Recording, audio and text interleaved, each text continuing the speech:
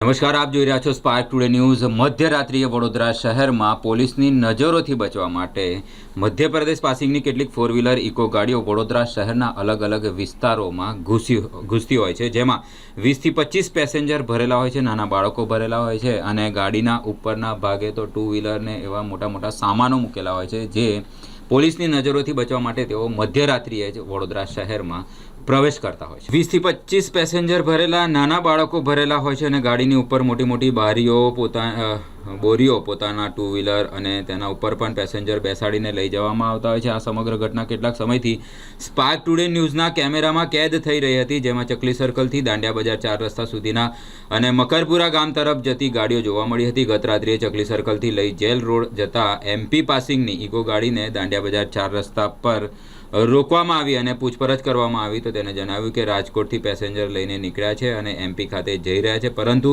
ખિસકોલી સર્કલથી દાંડિયા બજાર 4 રસ્તા સુધી બેદરકારીપૂર્વક વાહન હંકારતા અને અંદર 20 જેટલા પેસેન્જર 6 થી 7 જેટલા નાના બાળકો ઇકો કારની છત પર બોરિયા બિસ્તરા બાઇક અને તેની ઉપર 4 જણા બેસેલા હતા, જેના લીધે જાગૃત નાગરિકો દ્વારા વિડીયો ઉતારવામાં આવ્યો હતો। જાગૃત નાગરિકોએ મીડિયાનો સંપર્ક કર્યો હતો, પરંતુ ઇકો ચાલક આટલા બધા પેસેન્જરને બેસાડીને ગફલતભરી રીતે ડ્રાઇવિંગ કરી રહ્યો હતો, પોતાનો જીવ જોખમમાં નાખી જ રહ્યો હતો, પરંતુ અંદર બેઠેલા નાના બાળકો તથા અંદર બેસેલા વ્યક્તિઓના જીવને પણ જોખમમાં નાખી રહ્યો હતો। 112નો સંપર્ક કરતા પોલીસને જાણ કરતા ઘટના સ્થળ પર જ્યાં ઇકો ઊભી રાખવામાં આવી ત્યાં જ જનરક્ષક 112ની ટીમ અને રાવપુરા પોલીસ સ્ટેશનની ટીમ આવી પહોંચી હતી અને આ ઇકો કાર તેના ડ્રાઈવર તથા પેસેન્જરને રાવપુરા પોલીસ સ્ટેશને લઈ જવામાં આવ્યા હતા અને આગળની તપાસ હાથ ધરી છે।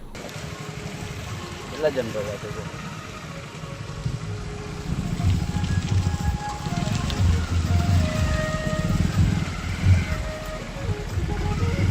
કઈ ચાલ્યા હે?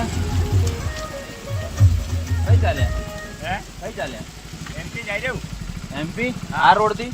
હે? આ રોડ થી કઈ? આ રોડ છે હા, વડવાની કઈ રહીને? હે?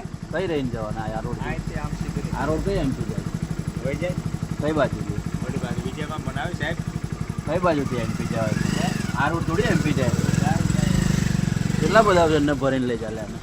11-12 જણ